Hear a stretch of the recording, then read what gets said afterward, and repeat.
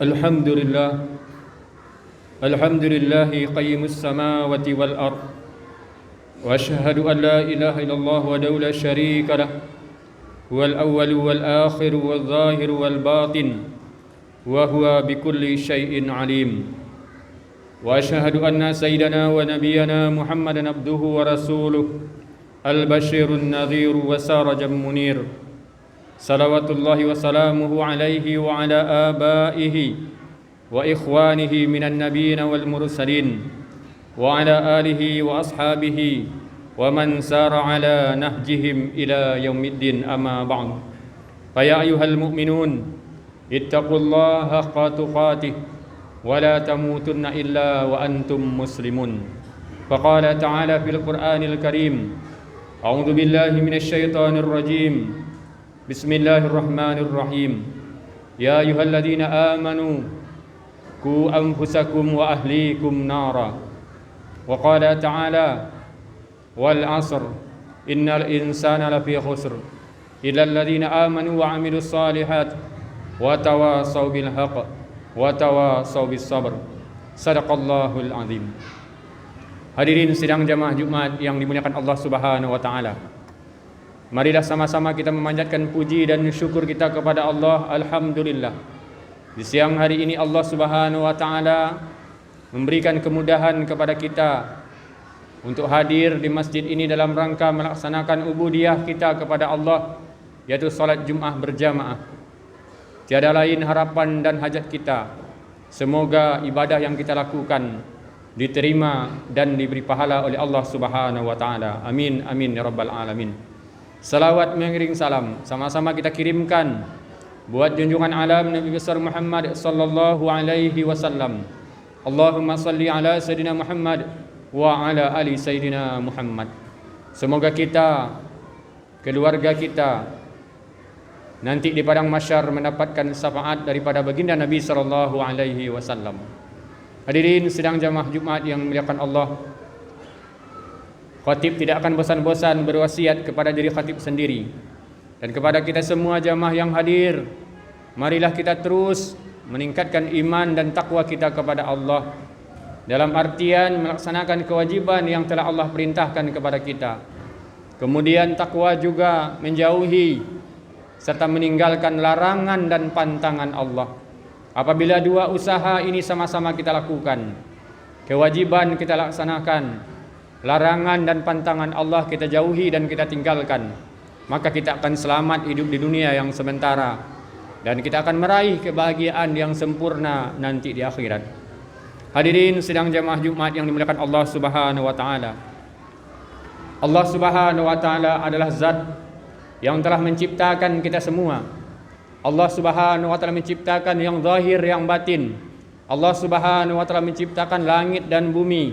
Allah Subhanahu wa taala menciptakan siang dan malam, dan Allah Subhanahu wa taala menciptakan semua makhluk yang nampak ataupun yang tidak nampak. Inilah keimanan yang mesti ada wujud dalam diri kita. Barang siapa yang kenal dengan Allah, maka dia akan takut kepada Allah Subhanahu wa taala.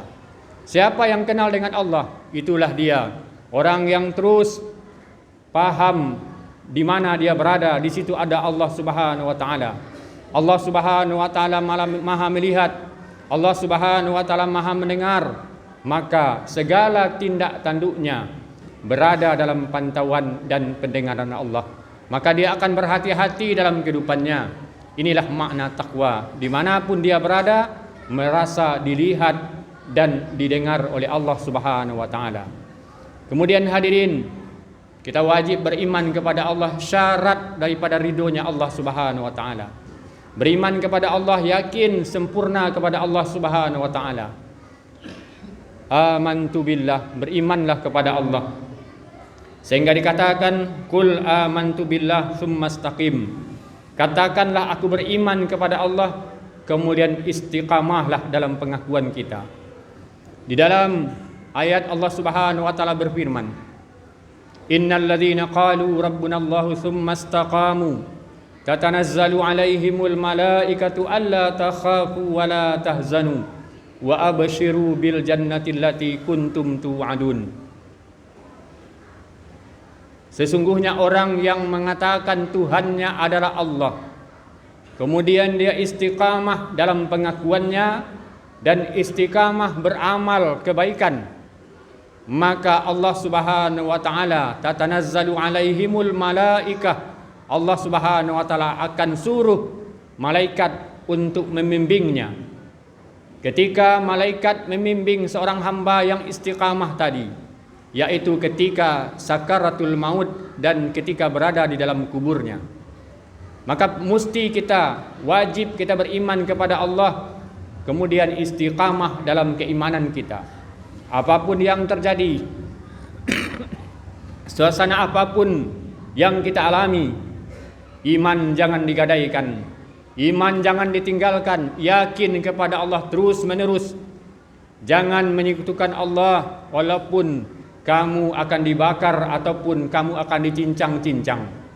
Hadirin yang muliakan Allah Subhanahu wa taala, ini pernah terjadi di awal-awal Islam, di mana orang-orang yang baru masuk Islam akan berhadapan dengan kafir Quraisy. Siapa yang mengakui bahwa Allah adalah Tuhannya, maka bersiap-siaplah menghadapi tantangan daripada orang-orang kafir. Maka telah terbukti dalam sejarah, orang-orang yang awal dalam Islam, mereka ada yang dibunuh, mereka ada yang dicincang, mereka ada yang disiksa ketika mengaku bahwa Allah Subhanahu wa taala ada Tuhannya.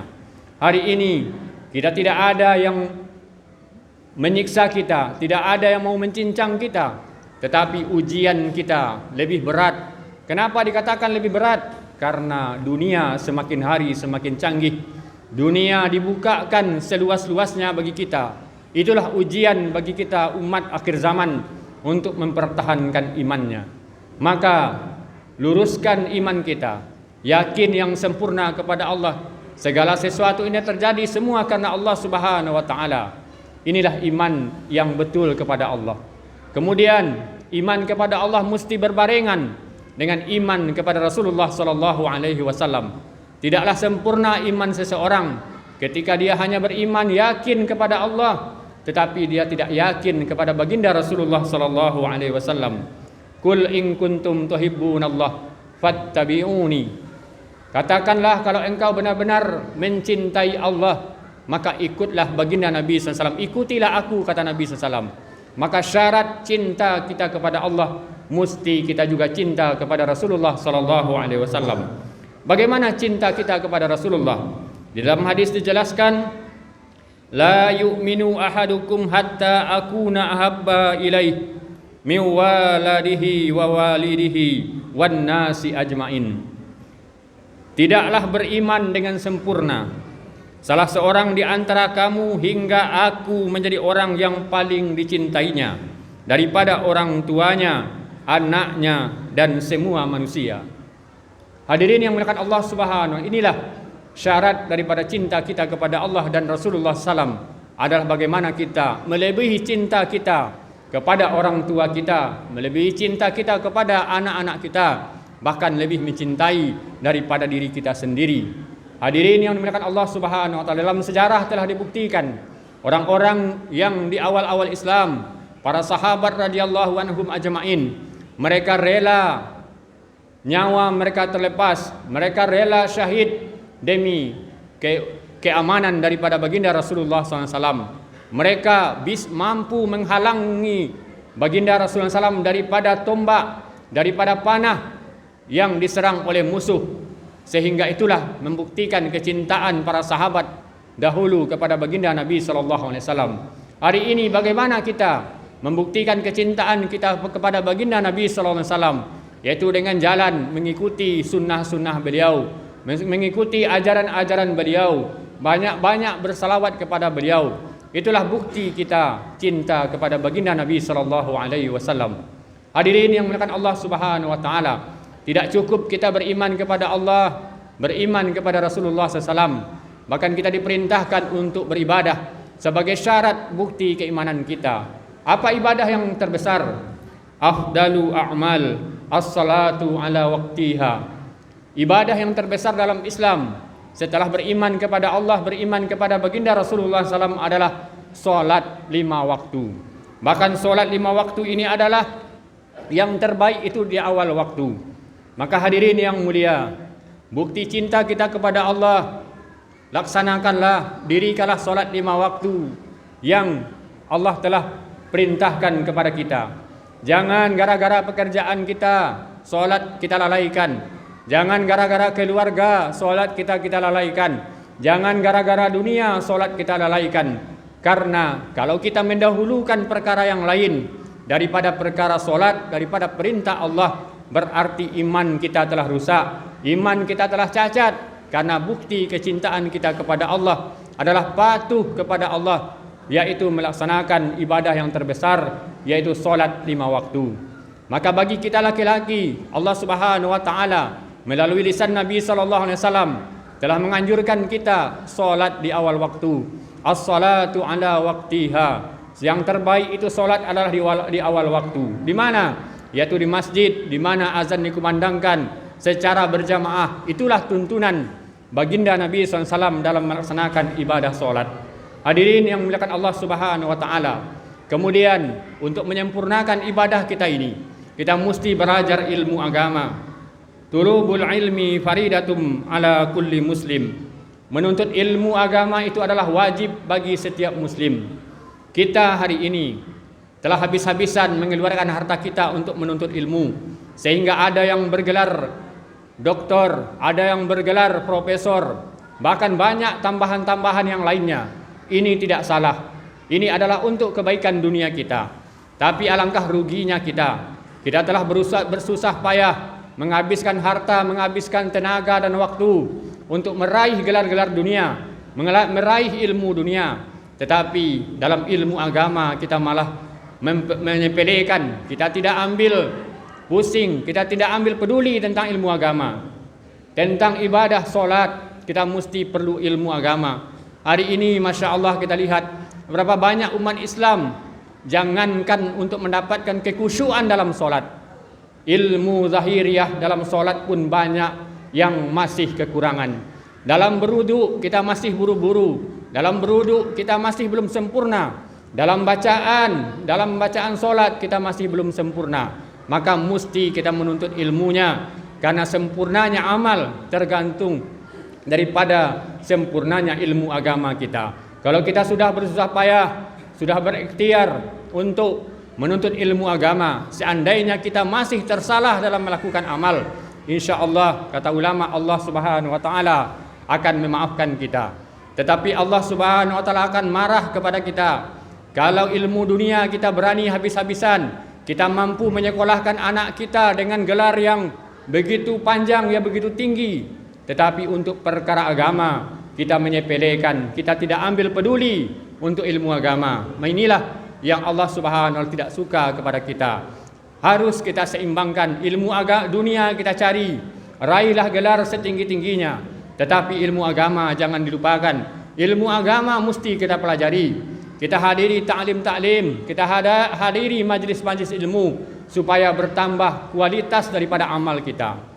Kita sendiri yang hari ini mengetahui sejauh mana kualitas ibadah kita. Ibadah kita Masya Allah, solat 5 waktu hanya 10 menit, solat asar hanya 5-10 menit, solat maghrib 10 menit. Satu hari satu malam 24 jam Allah berikan, hanya kita pakai untuk ibadah hanya 1 jam. Sudahkah sempurna ibadah kita? Yang Allah Subhanahu wa taala janjikan dalam setiap ibadah kita ini adalah surga. Maka wajib kita mempelajari ilmu agama. Datangi para ustadz, datangi orang-orang alim, bertanya kepada mereka tentang ilmu agama.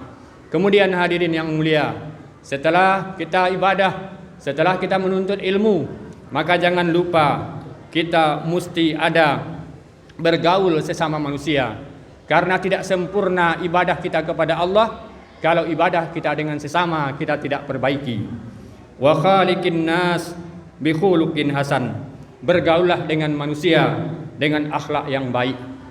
Allah Subhanahu wa taala Maha Pengampun akan segala dosa-dosa kita yang berhubungan dengan Allah. Dengan taubat yang taubatan nasuha, Allah akan ampuni dosa kita. Tetapi kalau masalah sesama manusia, dosa kita dengan sesama manusia, kita mesti datang kepada mereka meminta maaf kepada saudara kita yang kita zalimi. Allah tidak akan mau memaafkan kita kalau saudara muslim kita belum menerima permintaan maaf kita. Maka untuk itu, di samping kita beribadah kepada Allah, kita mesti perbaiki hubungan kita sesama manusia, perbaiki hubungan dengan tetangga, yaitu dengan akhlak yang baik. Hadirin sidang jamaah Jumat yang mulia, terakhir, semua ini adalah mesti dengan keikhlasan. Innama a'malu binniyah. Semua yang kita lakukan, baik berhubungan dengan Allah, baik yang berhubungan dengan manusia, mesti dengan keikhlasan. Tidak akan diterima amal seseorang tanpa ikhlas semata-mata karena Allah. Apa tanda-tanda ikhlas? Ulama beritahu, ketika dia beramal ikhlas, dipuji oleh manusia dia tidak bangga, dicaci oleh manusia dia tidak marah. Tanda-tanda ikhlas itu adalah dipuji dia tidak bangga, dicaci dia tidak marah. Itulah keikhlasan kepada Allah dalam amal. Maka untuk itu hadirin, mari sama-sama kita berusaha meluruskan iman kita, meluruskan ibadah kita, belajar menuntut ilmu agama, mempergauli manusia dengan akhlak yang baik, dan ikhlas semata-mata dalam beribadah. Karena semua ini Allah akan janjikan surga nanti di akhirat. Kehidupan dunia kita akan berakhir. Di dunia ini selama apapun kita hidup, toh nyatanya maut akan datang. Setinggi apapun pangkat yang kita miliki, toh kita akan pensiun. Sejauh manapun kita berjalan, toh kita akan berhenti. Sekaya apapun kita di dunia, toh semua akan kita tinggalkan. Hakikatnya adalah semua di dunia ini adalah sementara. Di dunia semua ini adalah ujian daripada Allah. Kapan Allah mau sempurnakan? Yaitu nanti di akhirat, ketika dunia sudah kita tinggalkan, kita kembali ke akhirat yang hidup kita selama-lamanya di sana. Maka untuk itu persiapkanlah bekal kita, yaitu iman dan amal soleh. Mudah-mudahan khutbah kita ini memberikan semangat kepada khatib sendiri dan kepada kita semua untuk terus di samping kita mencari dunia kita, jangan sampai tinggalkan niat kita, jangan sampai tinggalkan bekal kita yang akan kita bawa ke akhirat. Barakallahu fil Qur'anil azim wa nafani wa iyyakum bima fihi minal ayati wa dzikril hakim wa taqabbala minni wa minkum tilawatahu innahu huwal ghafurur rahim.